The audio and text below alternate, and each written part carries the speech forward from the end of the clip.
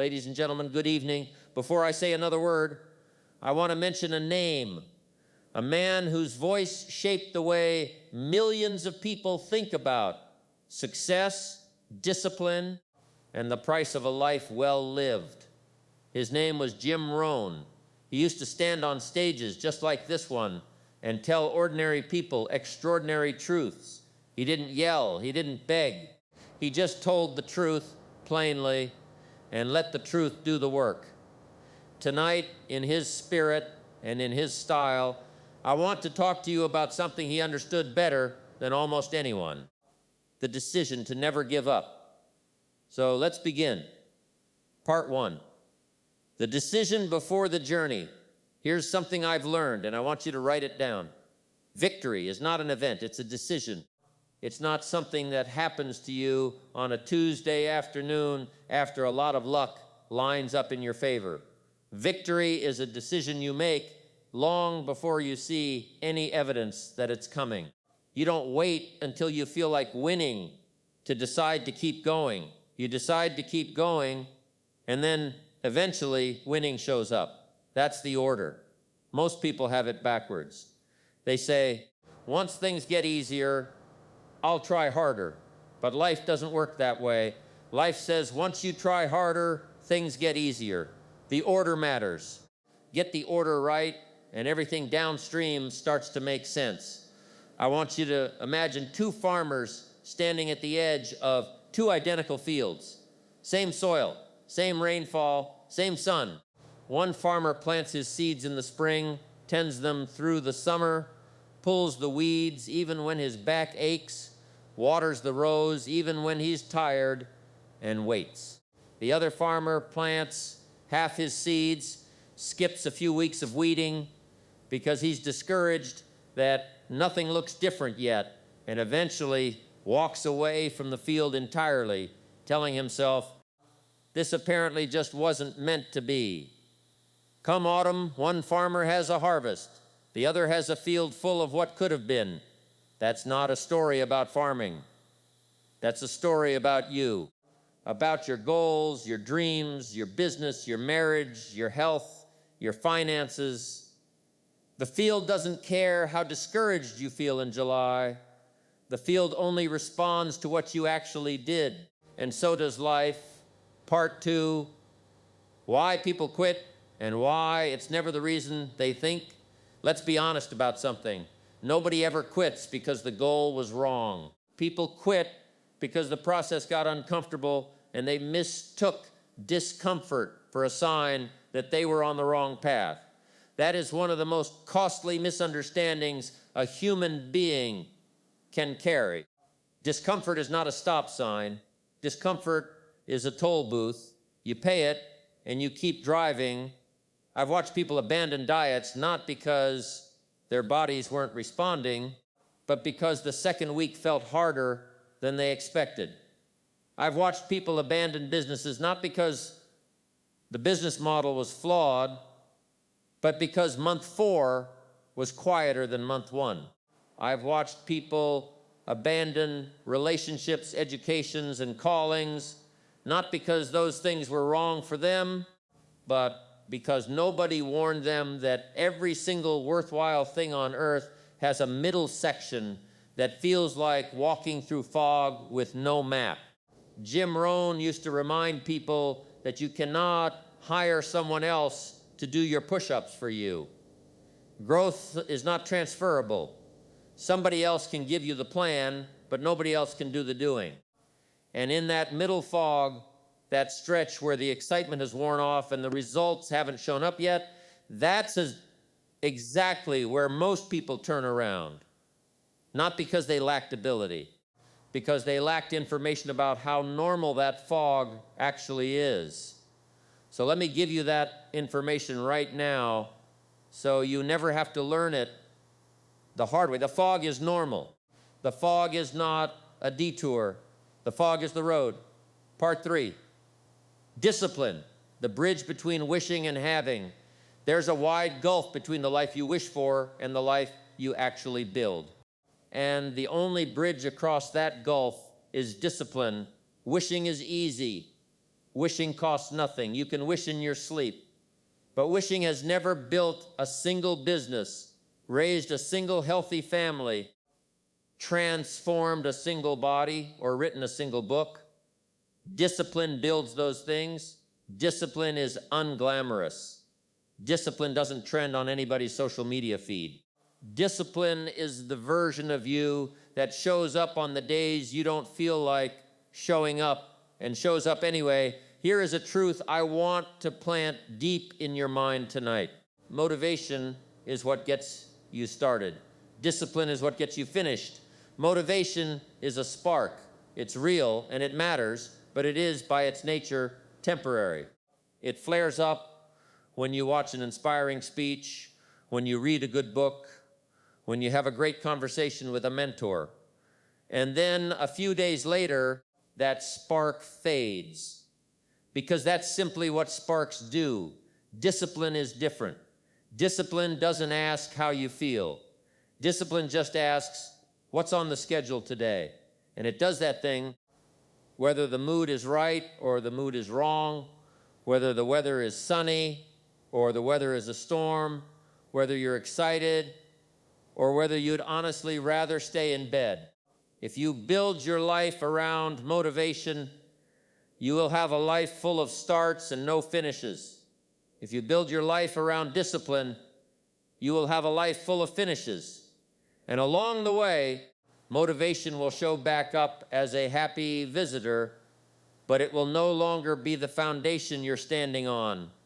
Part 4, small disciplines repeated compound into massive results. I want to give you a phrase, and I want you to carry it with you long after tonight is over. Small disciplines repeated over time lead to massive results.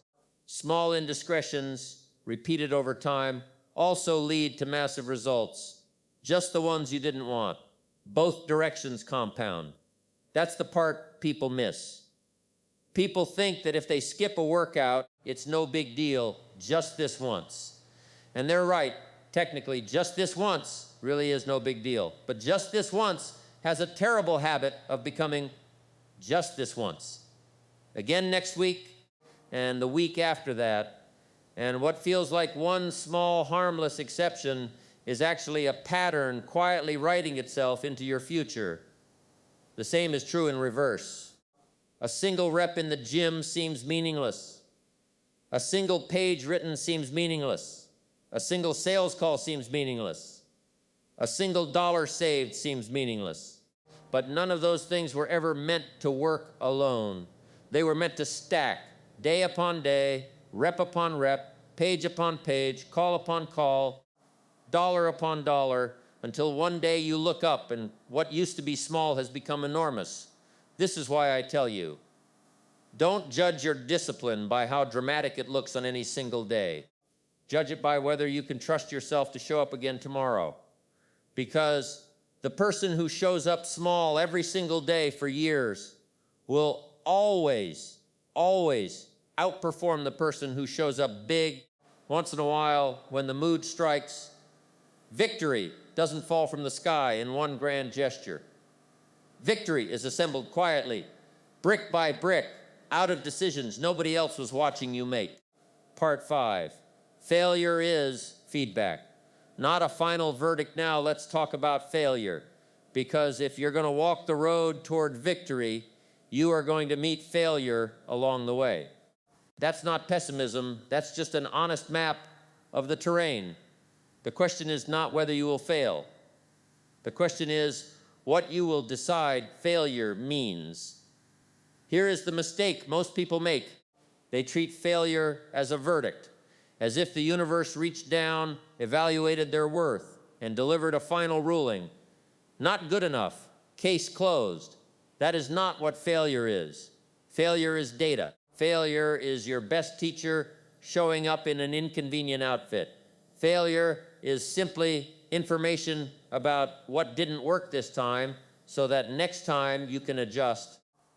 Every person who has ever built something significant has a long list of things that didn't work before they found the thing that did.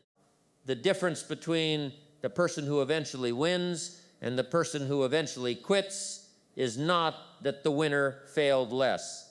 Often, the winner failed more. The difference is that the winner refused to let any single failure write the ending of the story. I want you to picture failure not as a wall, but as a teacher who only speaks once and then leaves the room. If you get frustrated and storm out the moment the lesson gets uncomfortable, you never hear what the teacher came to tell you. But if you stay in the room, if you sit with the discomfort long enough to actually listen, failure will teach you exactly what you need to know to succeed the next time. Every setback is tuition. The only way to waste that tuition is to quit before you learn the lesson it paid for. So when failure visits you, and it will, don't ask, why does this always happen to me? Ask instead, what is this here to teach me? That single change in the question you ask yourself can be the difference between a person who gives up in month 3 and a person who breaks through in month 13. Part 6, your philosophy shapes your life. Let me tell you something that might be the single most important idea in this entire talk. Your life doesn't get better by chance, it gets better by change. And your philosophy is what determines the direction of that change. What do I mean by philosophy? I simply mean the way you interpret what happens to you. 2 people can experience the exact same setback, lose the exact same job, face the exact same rejection, hit the exact same financial hardship, and come away with 2 completely different stories. One person's philosophy says, this is proof that I'm not cut out for this. The other person's philosophy says, this is proof that I need to sharpen my skills and try a different approach. Same event, 2 different philosophies, 2 entirely different futures. You do not get to choose most of what happens to you in life, but you absolutely get to choose what you decide it means. And what you decide it means will determine what you do next, and what you do next will determine everything. This is why I always encourage people to guard their philosophy the way they'd guard their front door. Be careful what you let in. Be careful what voices you listen to, what stories you tell yourself in the quiet moments, what conclusions you draw when things get hard. A weak philosophy will have you quitting the moment the road gets steep. A strong philosophy will have you saying, good, the road is steep. That means I'm finally getting somewhere worth going. Part 7, the price of victory is paid in advance. Here's something that trips up a lot of people, so listen closely. Victory sends the invoice before it delivers the package. Not after, before. We would all love it if success worked the other way, if the reward arrived first, and then once we had it in hand, we'd feel inspired to go earn it. But that is exactly backwards from how life actually operates. The work always comes first. The sweat comes first. The early mornings come first. The uncomfortable conversations come first. The failed attempts come first. The reward, the promotion, the transformation, the breakthrough, the victory that always arrives afterward as a receipt for work already completed. This is precisely why so many people never get what they say they want. They're waiting for proof before they're willing to pay the price. They want a guarantee that the effort will work before they're willing to put in the effort. But there are no guarantees available at that counter. The only thing available at that counter is the price tag. You pay it, not knowing exactly how the outcome will unfold, and you trust that consistent effort over enough time in a reasonable direction produces results. It always has. It always will. So if you're standing there right now wondering whether it's worth it to keep going before you've seen the payoff, I want you to understand that waiting for the payoff before you commit is not caution, it's a trap. It guarantees you'll never get started in earnest because the proof you're demanding only exists on the other side of doing the thing you haven't started yet. Pay the price. Pay it in advance. Pay it without a guarantee. That is not blind faith. That is simply how every worthwhile achievement in human history has ever been built. Part 8, never give up. What that phrase actually means. I want to be precise with you about what never give up actually means, because I think it gets misunderstood. Never give up does not mean never adjusting your strategy. It does not mean stubbornly repeating an approach that clearly isn't working, just for the sake of saying you didn't change course. That's not persistence. That's just poor navigation dressed up as loyalty. Never give up means something more specific than that. It means the goal stays fixed even while the method stays flexible. You are allowed, you are required to change your approach as many times as necessary. What you are not allowed to do is abandon the underlying commitment simply because the first, second, or 15th approach didn't get you there. Think of it like a ship's captain navigating toward a harbor. The wind shifts, the captain adjusts the sails, a storm rolls in, the captain changes the route. None of that means the captain gave up on reaching the harbor. It means the captain is skilled enough to keep the destination fixed while treating the path as negotiable. That's what never give up looks like in real life. Not stubborn repetition, intelligent, relentless persistence. The people who eventually win are rarely the people who never struggled. They are the people who kept the destination sacred even while they were willing to completely rebuild the map a dozen times along the way. Part 9, what victory actually costs. And why it's worth it, let's be honest about the cost, because I don't want to stand here and pretend this is easy. It's not easy. If it were easy, everybody would already have what they want, and there would be no story worth telling here tonight. Victory costs comfort. It costs some of your evenings and some of your weekends. It costs the temporary approval of people who don't understand why you're working so hard for something that hasn't happened yet. It costs the willingness to look for a while like you might be wrong, because from the outside, persistence and stubbornness look identical right up until the moment one of them turns into a breakthrough. But here's what I want you to weigh against that cost. The price of discipline is always temporary. The price of regret is permanent. Discipline weighs pounds. Regret weighs tons. You get to choose which one you carry, but you only get to choose once, because the choice you make today becomes the story you're either proud of or haunted by years down the line. I have never once met a person who regretted showing up, staying disciplined, and pushing through the hard middle of a worthwhile goal, even when that particular goal didn't turn out exactly the way they planned. But I have met plenty of people who regretted quitting. That regret doesn't fade quickly. It tends to sit in the back of a person's mind for years, quietly whispering, what if you had just kept going a little longer? Don't give that whisper a chance to exist in your future. Pay the price now while you still have the choice, so you never have to pay the much heavier price of wondering later. Part 10, the closing charge. So here is my charge to you tonight, and I want you to take it with you when you walk out of this room. Decide right now, before the results show up, that you are the kind of person who finishes what they start. Not because it's easy, it won't always be.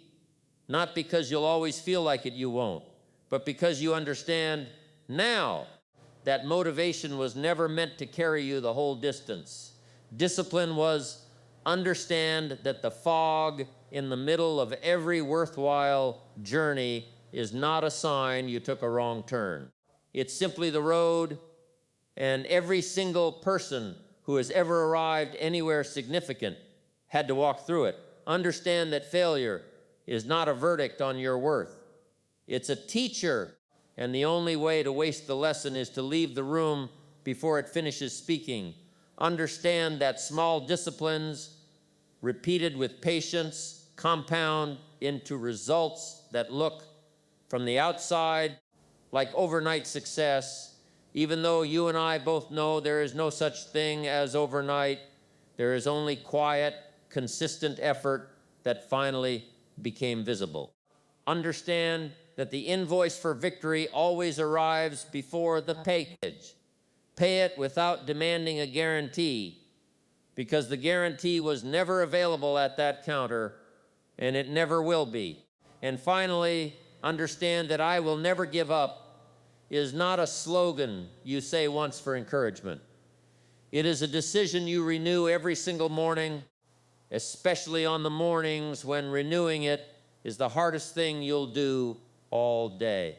So I'll leave you with this. In the spirit of the man whose name opened this talk, work harder on yourself than you work on anything else, because everything else in your life grows in proportion to how much you grow. Build the discipline. Trust the process. Walk through the fog. Let every failure teach you something on the way through. And when the road gets steep, and it will, remember that steep roads are simply the ones that lead somewhere worth arriving. I will never give up. I will not stop until victory, and neither starting tonight should you. Thank you.